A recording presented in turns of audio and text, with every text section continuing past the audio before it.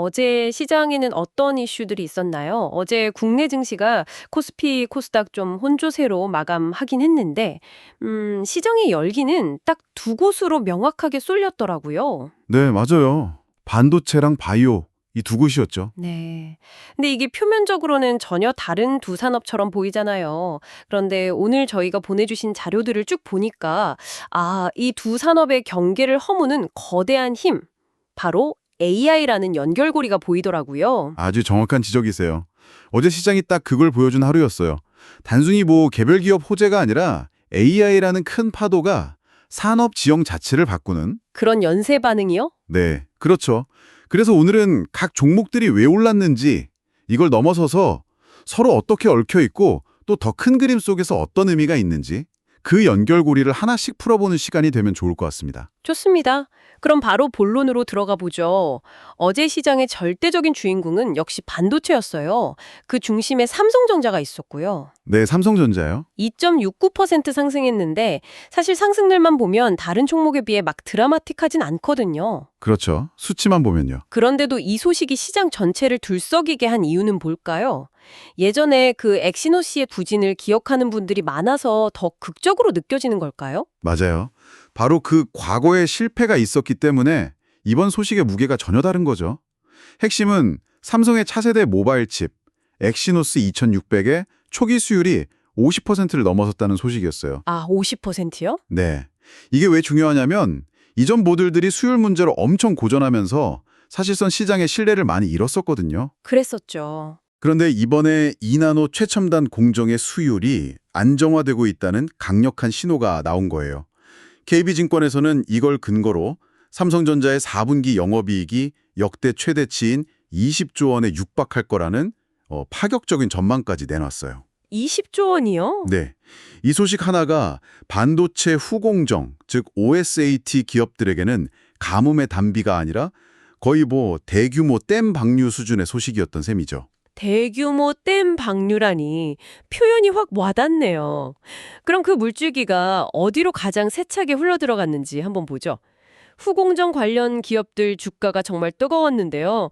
TFE가 14.11%. 네, 그리고 시그네틱스는 13.31%나 올랐어요. 이 두 기업이 가장 직접적인 수혜를 입었다고 보면 될까요? 네, 가장 먼저 그리고 가장 강하게 반응한 곳들이에요. 시그네틱스부터 보면 이 회사는 매출의 상당 부분이 삼성전자 칩 패키징에서 나와요. 거의 직결되는 거네요. 네, 그러니 엑시노스가 잘 만들어져서 대량 생산에 들어간다는 건 곧바로 시그네틱스 공장이 쉴 틈 없이 돌아간다는 뜻이거든요. 그런데 여기에 미국에서 주요 고객사인 브로드컴 주가까지 11%나 폭등하면서 말 그대로 쌍끌이 호재를 만난 거죠. 겹호재였군요. 그렇죠. TFE는 조금 다른 각도에서 수혜를 봤어요. 반도체 테스트에 꼭 필요한 테스트 소켓이라는 부품을 만드는 회사인데요. 이건 소모품이에요. 소모품? 네, 엑시노스 칩 수천만 개를 검사하려면 이 소켓도 어마어마한 양이 필요하거든요. 삼성의 낭보는 TFE에게는 거의 소켓 대령 발주서나 다름없는 셈이죠. 흥미로운 점은 TFE가 삼성발 호재 말고도 브로드컴이 주도하는 CPO라는 차세대 기술 관련주로도 엮였다는 점이에요. CPO, 즉 실리콘 포토닉스. 이게 정확히 뭔가요? 좀 더 쉽게 설명해 주실 수 있을까요? 물론이죠. 이렇게 생각하시면 쉬워요. 지금까지 칩들은 내부에서 서로 데이터를 주고받을 때 구리로 만든 아주 얇은 전선, 즉 회로를 썼어요. 네. 그런데 데이터 양이 폭발적으로 늘어나니까 이 구리선이 점점 뜨거워지고 속도도 한계에 부딪히는 거죠. CPU는 이 구리선을 광섬유로 바꾸는 기술이에요. 빛으로요? 네, 전기가 아니라 빛으로 신호를 보내는 거죠. 우리가 인터넷을 구리 전화선에서 광 케이블로 바꿨을 때 속도도 엄청나게 빨라진 것과 같은 원리가 칩 안에서 일어나는 겁니다. 와, 칩 속의 광 케이블이라니 완벽하게 이해가 되네요. 훨씬 빠르고 열도 덜 나고 전기도 덜 먹는 혁신적인 기술이죠. TFE가 이 CPU용 테스트 소켓 공급서로 부각되면서 미래 가치까지 주목받게 된 거예요. 그렇군요. 그런데 어제 테스트 관련주들을 보니까 단순히 삼성의 낙수 효과를 받은 기업들보다 더 크게 오른 것들이 눈에 띄어요. 에이펙트는 무려 15.56%나 올랐는데 이 회사는 삼성보다는 엔비디아와 더 관련이 깊다고요. 맞아요. 여기서부터는 또 다른 흐름이 시작돼요. 에이펙트를 이해하려면 소캠2라는 키워드를 기억해야 해요. 소캠2요? 네, 이건 엔비디아가 밀고 있는 차세대 AI 메모리 모듈 규격인데요. 현재 우리가 쓰는 HBM은 성능은 좋지만 기판에 완전히 납땜하는 방식이라 한번 설치하면 교체나 업그레이드가 불가능해요. 아, 그렇죠. 그런데 소캠2는 마치 우리가 PC에 램을 꽂았다 뺐다 하는 것처럼 고성능 AI 메모리를 모듈 형태로 쉽게 교체할 수 있게 만든 규격이에요. 아, 유지보수나 업그레이드 측면에서 훨씬 유리하겠네요. 바로 그겁니다. 에이펙트가 바로 이 소캠2 메모리의 테스트를 단독으로 수주한 겁니다. 내년 1월부터 본격 가동을 위해 지금 인프라를 깔고 있고요. 단독 수주라. 네, 삼성, SK하이닉스, 마이크론이 앞으로 격돌할 새로운 시장의 품질 검사관 역할을 맡게 된 거니 시장이 열광할 수밖에요. 그렇군요. 특정 기술 표준을 선점하는 거 얼마나 중요한지 보여주는 사례네요. 그런데 어제 가장 높은 상승률을 기록한 테스트 소켓 기업은 ISC였어요. 16.33%나 올랐는데 이 회사의 급등 배경은 또 다르다고요? 네, 어떻게 한 섹터 안에서 이렇게 다른 이유들로 주가가 움직일 수 있는 거죠? 바로 그 지점이 어제 시장을 보는 핵심이에요. ISC는 실리콘 러버 소켓 분야에서 세계 1위 기업인데요. 이 회사의 진짜 무서운 점은 고객사 리스트에 있어요. 고객사요. 네, 삼성, SK하이닉스는 기본이고요. 퀄컴, 엔비디아, 구글, 아마존, 메타까지. 사실상 글로벌 픽테크는 전부 ISC의 고객이라고 봐도 무방해요. 와, 즉, ISC는 삼성 엑시노스가 잘 되든, 엔비디아 소캠2가 뜨든, 구글의 TPU가 시장을 장악하든 상관없이 AI 반도체 시장 자체가 커지면 무조건 돈을 버는 구조인 거예요. 아, 그러니까 특정 플레이어의 성공에 베팅하는 게 아니라 AI 산업이라는 판 전체의 성장에 직접 올라타 있는 거군요. 정확합니다. 그래서 가장 높은 상승률을 보여준 거고요. 와, 그건 정말 강력한 비즈니스 모델이네요. 이런 AI발 반도체 열풍이 기판이나 장비 쪽으로도 퍼져나갔죠. 이수페테시스가 12.47%, 그리고 대덕전자도 9.41% 상승했고요. 이쪽은 구글발 훈풍이 강하게 불었다고요? 네, 이번엔 이야기의 진원지가 미국 마운틴뷰의 구글 본사예요. 구글의 모회사 알파벳이 자체 개발 AI 칩 TPU에 최신 버전 기반의 제미나이 3라는 AI 모델을 공개했거든요. 네, 제미나이 3. 근데 이게 시장 예상을 뛰어넘는 성능을 보여주면서 주가가 사상 최고치를 찍었어요. 바로 이수페타시스가 구글 TPU에 들어가는 고성능 인쇄 회로 기판, PCB 시장의 독점적인 공급사예요. 아, 독점 공급? 네, 구글이 이제 자체 AI 서비스뿐만 아니라 엔트로픽 같은 외부 기업에게도 TPU를 팔기 시작하면서 이수페타시스는 구글 AI 생태계 확장의 최대 수혜주로 떠오른 겁니다. 흥미롭네요. 세크는 11.76% 상승했는데 여기는 또 북미 엔사라는 익명의 고객사 이슈가 있었어요. 시장에서는 다들 엔비디아로 추정하는 분위기죠. 그렇죠. 세큰의 엑스레이 검사 장비를 만드는 회사인데요. 이번에 거론된 장비는 HBM이 아니라 여러 개의 GPU를 병렬로 연결하는 거대한 보드를 검사하는 장비로 보여요. 아, 보드 자체를요? 네, 반도체 패키징이 점점 복잡해지고 칩을 아파트처럼 높이 쌓아 올리면서 겉에서만 보는 광학 검사로는 내부의 미세한 결함을 찾아낼 수가 없게 됐어요. 한계가 있겠네요. 네, 마치 우리가 고층 빌딩을 지을 때 50층 내부 철근에 금이 갔는지 알려면 엑스레이가 필요한 것과 같아요. 세크의 기술이 바로 그 반도체용 엑스레이 역할을 하는 거죠. 아, 엔비디아의 차세대 GPU 보드처럼 복잡한 제품일수록 이런 내부 검사가 필수적이라 수주 기대감이 크게 붙은 겁니다. 반도체 이야기의 마지막 퍼즐 조각은 소재와 부품 쪽이네요. 리노공업이 11.88%, 한솔케미컬이 10.00% 올랐습니다. 리노공업은 앞서 말한 테스트 소켓을 만들지만 양산용이 아니라 연구개발, 즉 R&D용 제품의 절대 강자예요. R&D용이요? 네, 2나노 같은 세상에 없던 새로운 칩을 개발할 때 수백 번의 테스트를 거쳐야 하는데 이때 리노공업의 소켓이 쓰이는 거죠. 기술 장벽이 워낙 높아서 사실상 독점적인 지위를 노리고 있군요. 그렇군요. 한솔케미칼은 반도체와 2차 전지라는 두 개의 심장을 가진 안정적인 소재 기업이에요. 반도체 쪽에서는 D램 생산이 늘면서 과산화수소 같은 소재 판매가 늘고 2차 전지용 바인더 매출도 꾸준하죠. 여기에 고체 전해질, 실리콘 음극재 같은 미래 먹거리까지 개발하고 있어서 안정성과 성장성을 동시에 갖췄다는 평가를 받았어요. 자, 여기까지 반도체 섹터를 정리해보면 삼성의 부활, 엔비디아의 신기술, 구글의 AI 생태계 확장이라는 이 거대한 새 힘이 각각의 공급망을 따라 퍼져나가면서 특정 기술적 길목을 지키고 있는 기업들이 엄청난 가치를 인정받았다는 거네요. 네, 맞습니다. 그런데 이 AI라는 거대한 흐름이 반도체에만 머무르지 않았어요. 전혀 다른 세상처럼 보였던 바이오 섹터로 넘어가 보겠습니다. 이쪽도 상한가를 기록한 종목이 2개나 나올 정도로 열기가 대단했죠. 네, 맞아요. AI가 반도체라는 두뇌의 성륜을 끌어올리는 역할을 했다면 바이오에서는 그 똑똑해진 두뇌를 활용해서 인류의 오랜 숙제인 질병을 정복하는 새로운 도구로 쓰이기 시작했어요. 아, 그 변화의 단면을 보여준 하루였죠. 먼저 상한가를 기록한 CNR 리서치 29.95% 올랐는데요. 이 회사는 임상시험 수탁기관, 즉 CRO예요. 제약사가 신약을 개발하면 임상시험의 전 과정을 대신 설계하고 진행해주는 역할을 하죠. 고객사인 IMGT의 췌장암 치료 기술이 미국 FDA의 승인을 받았다는 소식이 결정적이었군요. 그렇습니다. IMGT의 기술은 초음파로 췌장암을 치료하는 혁신적인 방식인데 이번에 미국 FDA로부터 임상시험 계획 IDE 승인을 받았어요.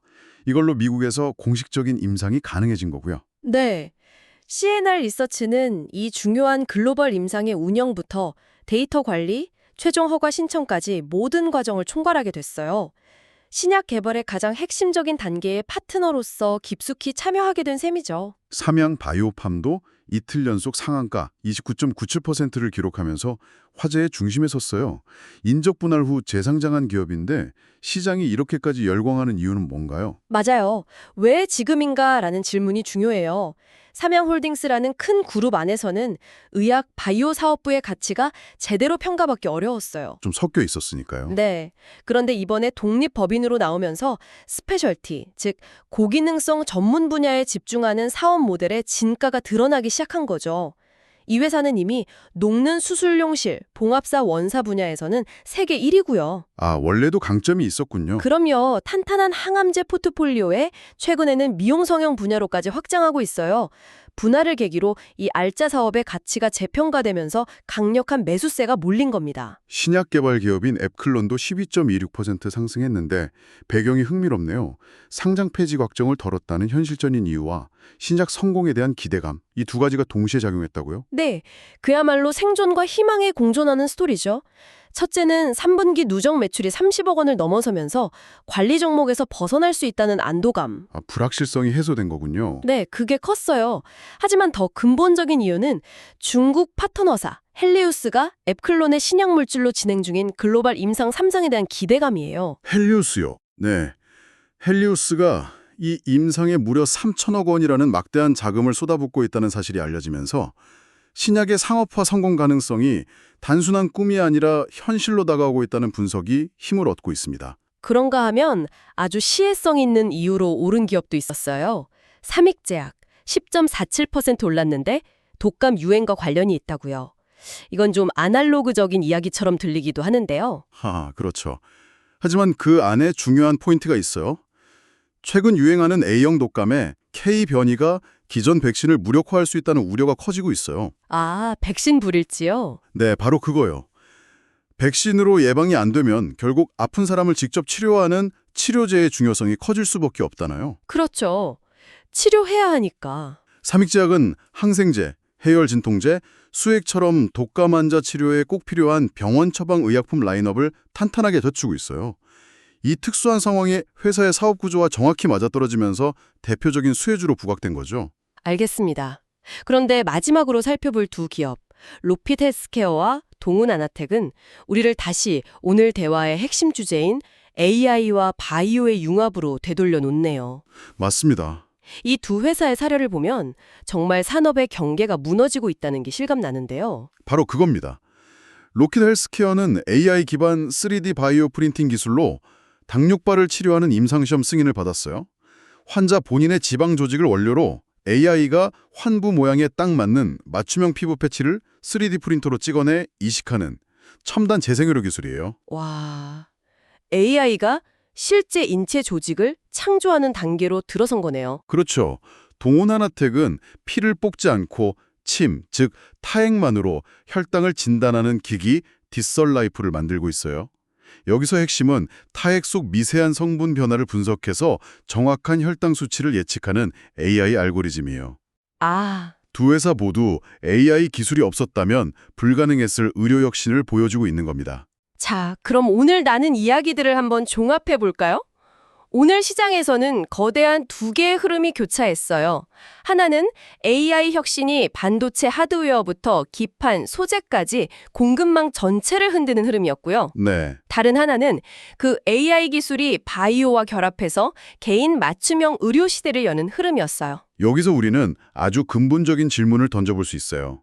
우리는 지금까지 반도체 기업과 바이오 기업을 명확히 다른 산업으로 구분해 왔잖아요. 네, 완전히 다르다고 생각했죠. 하지만 오늘 본 로킷 헬스케어는 AI와 3D 프린팅 기술이 핵심이고 동오나나텍은 AI 알고리즘이 핵심 경쟁력이에요. 앞으로 AI 기술이 더욱 깊숙이 파고들면 이 경계는 점점 더 모호해질 겁니다. 당신이라면 AI 알고리즘으로 신약 후보 물질을 찾아내는 회사를 IT 기업으로 보시겠어요? 아니면 바이오 기업으로 보시겠어요?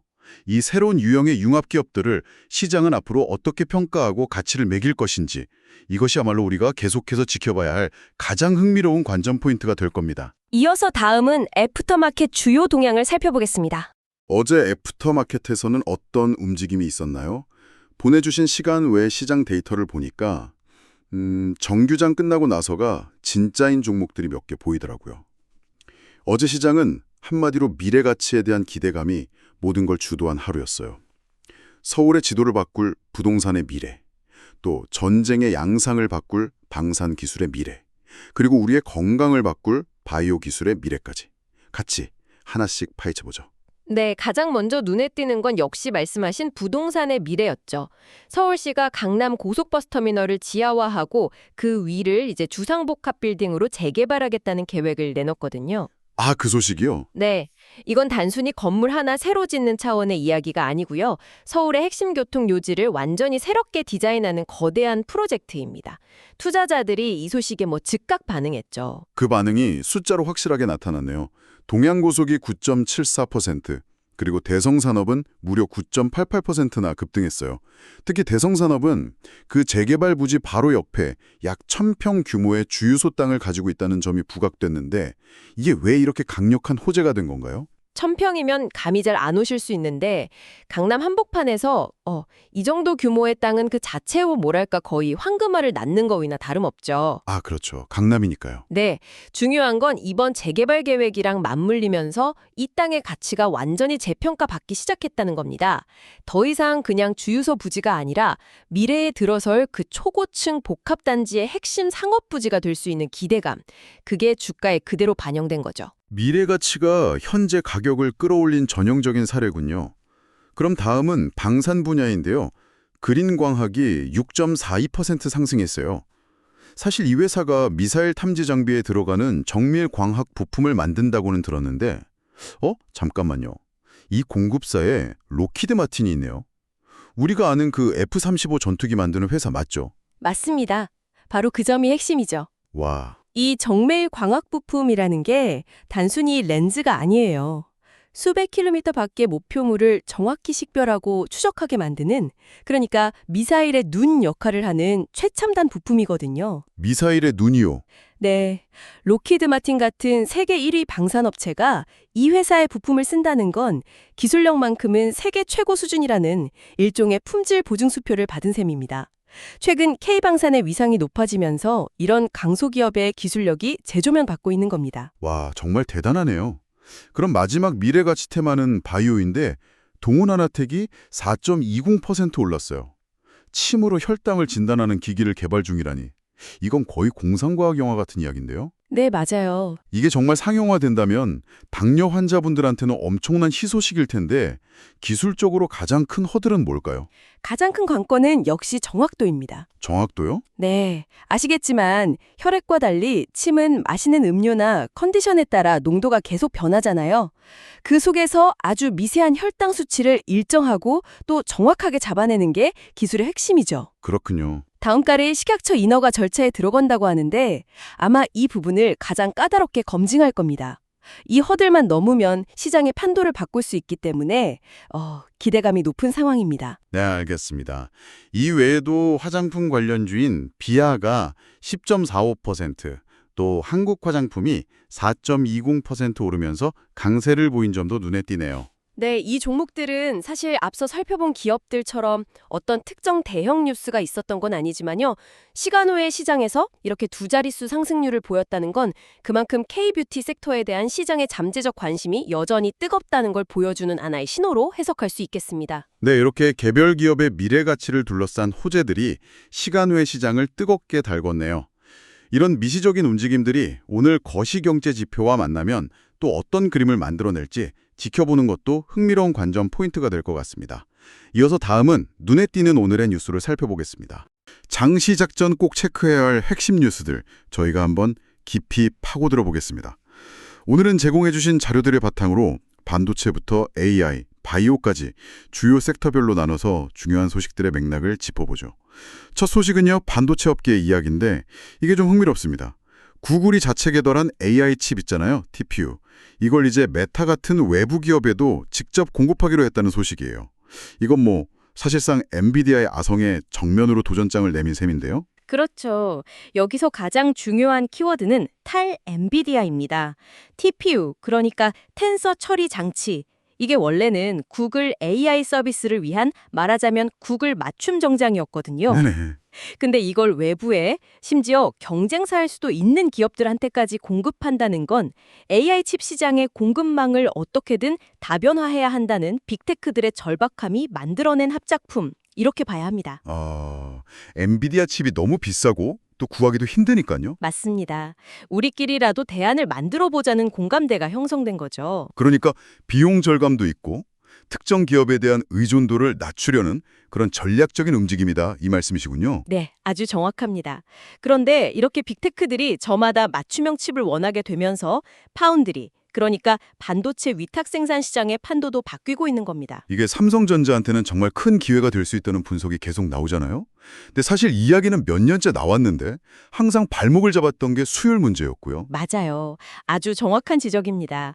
과거에는 그 수율, 얼마나 불량 없이 잘 만드느냐가 제일 중요했다면 네. 지금은 지정학적 안정성이나 공급망 다변화 같은 변수가 그에 못지않게 중요해진 거예요. TSMC가 아무리 잘 만들어도 모든 물량을 다 소화할 수도 없고 또 대만이라는 리스크가 항상 존재하잖아요. 그렇죠. 빅테크 입장에서는 계란을 한 바구니에 담아둘 수는 없는 상황이니까. 네, 바로 그 지점에서 삼성전자의 이나노 공정이 아주 매력적인 두 번째 바구니로 떠오르는 겁니다. 수율 이슈가 여전히 과제이긴 하지만 TSMC 외의 유일한 대안이라는 전략적 가치가 그 리스크를 이제 상쇄하기 시작한 거죠. 그러니까 청취자분들께서 이 시장을 보실 때 단순히 기술력만 볼 게 아니라 이 누가 누구와 손을 잡는가 하는 이 동맹의 지도를 보시면 훨씬 큰 그림이 보이겠네요. 네, 맞습니다. 한편 이런 기술 경쟁 이면에는 또 다른 변수들도 있네요. 국내에서는 반도체 업계에도 주 52시간제를 그대로 적용하기로 했고 해외에서는 일본의 라피더스가 2027년 이나노 양산을 목표로 무섭게 쫓아오고 있고요. 그 두 가지가 바로 반도체 패권 경쟁이 단순히 기술 싸움이 아니라는 걸 보여주는 증거입니다. 국내에서는 인력 운영 문제가 국제적으로는 일본이 국가 차원에서 추격해오고 있다는 점이 우리 기업들한테는 장기적인 도전 과제가 될 수밖에 없는 거죠. 총력전이네요, 정말. 이렇게 반도체 시장이 바뀌는 근본적인 이유가 결국 AI 때문인데요. 이 AI 분야는 이제 기업 경쟁을 넘어서 국가가 직접 나서는 총력전이 벌어지고 있습니다. 트럼프 대통령이 AI판 맨해튼 프로젝트 행정명령에 서명했다는 소식이 그 정점인 것 같아요. 와, 스케일이 다르네요. 맨해튼 프로젝트라는 이름 자체가 보통이 아니죠. 2차 대전 때 원자폭탄을 개발했던 그야말로 국가의 명운을 건 프로젝트의 이름을 가져온 거거든요. 네. 핵심은 정부 부처에 흩어져 있던 방대한 과학 데이터를 하나의 AI 플랫폼으로 통합하겠다는 겁니다. 데이드러시나로 모아서? 네, 그래서 신약 개별이나 기후변화 예측 같은 과학적 발견의 속도를 획기적으로 높이겠다는 구상이죠. 이건 AI 기술이 이제 국가의 핵심 전력 자산이 됐다는 공색 선언이나 마찬가지입니다. 국가가 컨트롤 타워가 되겠다는 거군요. 이런 흐름에 발맞춰서 아마존도 움직이네요. 미국 정부의 AI 인프라에 최대 $500억, 우리 돈으로 60조 원이 넘는 돈을 투자한다고요? 천문학적인 X죠. 이게 결국 AI 경쟁의 본질 중 하나가 컴퓨팅 파워 싸움이라는 걸 보여주는 대목입니다. 얼마나 빨리 많이 처리할 수 있느냐? 그렇죠. 아마존 웹 서비스 AWS가 정부 고객을 위한 슈퍼컴퓨팅 기능을 확장하는 건 앞으로 공공부문에서 나올 어마어마한 데이터와 AI 수요를 미리 선점하려는 전략적인 포석인 겁니다. AI 이야기에서 자연스럽게 로봇으로 넘어오게 되는데요. 근데 흥미로운 건 가장 주목받는 기업 중 하나가 자동차 부품사인 HL만도라는 점입니다. 전혀 다른 분야의 회사가 갑자기 미래 산업의 핵심으로 떠올랐는데 이게 어떻게 된 건가요? 이게 정말 흥미로운 지점입니다. 우리가 휴머노이드 로봇 하면 보스턴 다이나믹스 같은 화려한 기술 기업만 떠올리기 쉽잖아요. 그렇죠. 근데 사실 그 혁신의 가장 밑단에는 수십 년간 자동차 브레이크나 조향 장치를 만들면서 정밀 제어 기술을 갈고 닦아온 HL만도 같은 전통의 강자가 버티고 있다는 거죠. 로봇의 관절과 근육에 해당하는 모터, 액추에이터 같은 핵심 부품 기술은 하루아침에 만들어지는 게 아니거든요. 그렇겠네요. 미래 기술이라는 게 완전히 새로운 곳에서 뚝 떨어지는 게 아니라 기존 기술과의 융합에서 나오는 거군요. 네, 아주 상징적인 사례라고 할 수 있습니다. 다음은 바이오 섹터로 가보겠습니다. 여기서는 좀 기대와 아쉬움이 교차하네요. 비만 치료제로 정말 유명한 노보노디스크의 위고비. 이게 알츠하이머병 임상에서는 효과를 입증하지 못했다고요? 네, 기대가 굉장히 컸는데 말이죠. 위고비의 주성분인 세마글루타이드가 GLP-1이라는 호르몬에 작용하는 약물인데요. 이게 뇌의 염증 반응을 줄이고 신경세포를 보호할 수도 있다는 가능성이 제기되면서 알츠하이머 치료에 대한 기대가 컸습니다. 근데 실패했군요. 네, 이번 실패는 아쉽지만 역설적으로 다른 접근법, 예를 들어 아밀로이드나 타우 단백질을 직접 공략하는 전통적인 방식의 개발사들한테는 오히려 기회가 될 수도 있습니다. 그렇군요. 그래도 노보노디스크가 완전히 좌절한 건 아니더라고요.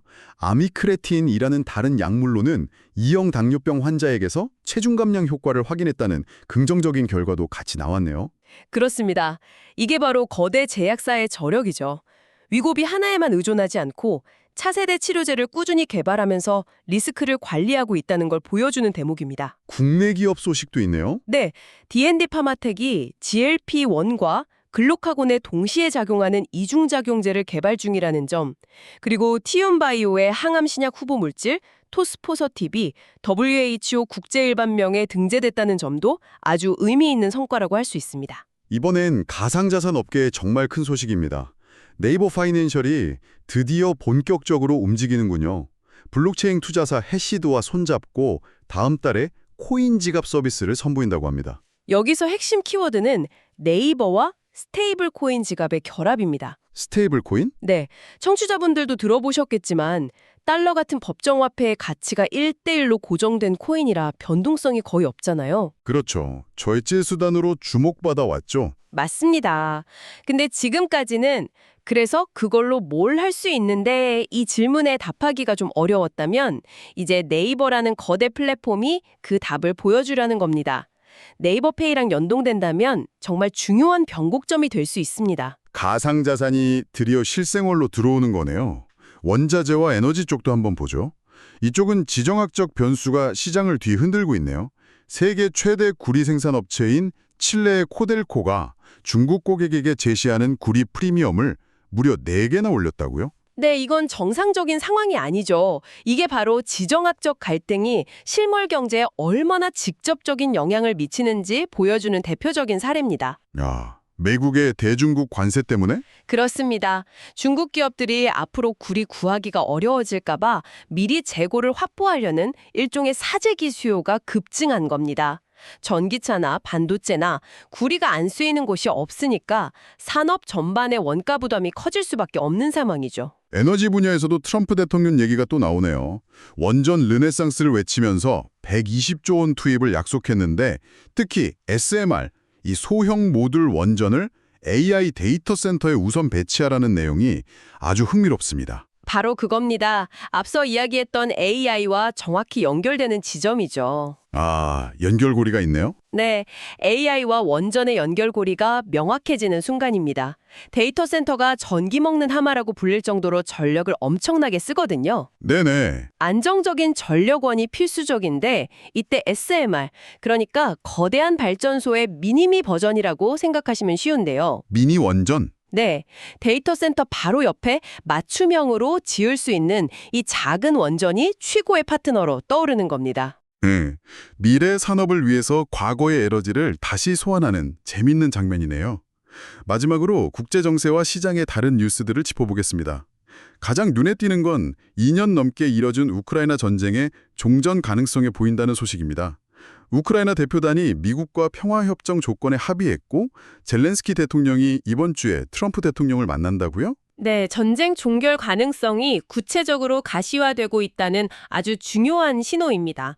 만약 타결된다면 이건 세계 경제를 짓누르던 가장 큰 불확실성 요인 중 하나를 제거하는 긍정적인 사건이 될 겁니다. 우크라이나 재건 사업에 대한 기대감도 커지겠네요. 그렇죠. 시장의 위험은 줄고 새로운 기회가 열리는 거죠. 이렇게 긍정적인 소식도 있지만 시장에 아주 강력한 경고등을 켠 인물도 있습니다. 영화 빅쇼트의 실제 주인공 마이클 버리가 또다시 AI 투자 과열을 경고하고 나섰네요. 이 사람의 경고는 그냥 흘려듣기가 참 어렵죠. 네. 그는 지금 제롬 파월 연준 의장의 낙관론을 과거 서브프라임 사태 직전에 주택시장은 견고하다고 말했던 앨런 그린스펀 전 의장의 발언에 빗대고 있습니다. 역사가 반복된다는 거군요. 네, AI 기술의 잠재력과는 별개로 그 기대감이 만들어낸 자산 가격의 거품 문제는 항상 냉정하게 봐야 한다는 아주 중요한 경고입니다. 그 외에도 중국의 10년물 국채금리가 사상 처음으로 일본보다 낮아졌다는 소식은 중국 경제의 둔화 우려를 키우고 있고요. 또 선익 시스템의 8세대 증착기가 중국 BOE에서 최고 등급을 받았다는 소식은 우리 디스플레이 업계에는 좀 긴장되는 소식이었습니다. 한 가지 공통된 흐름이 보이는 것 같습니다. AI, 원전, 반도체 같은 미래 산업의 패권을 잡기 위해서 이제 각국 정부가 전면에 나서서 막대한 자금을 투입하고 산업 정책을 직접 이끌고 있어요. 국가 대양전이네요. 네, 그런 양상이 뚜렷해지고 있죠. 동시에 시장에서는 마이클 버리가 지적한 AI 버블에 대한 경고나 중국 경제의 구조적 변화 같은 위험 신호도 뚜렷하게 감지되고 있습니다. 청취자분들께서 한번 생각해 보실 점은 이것입니다. 이처럼 정부가 주도하는 거대한 변화의 흐름 속에서 만들어지는 기회와 그 이면에 존재하는 잠재적인 시장 리스크 사이에서 우리는 어떻게 균형을 잡고 현명한 판단을 내려야 할까요? 오늘 방송을 마치도록 하겠습니다. 청취해 주셔서 감사합니다.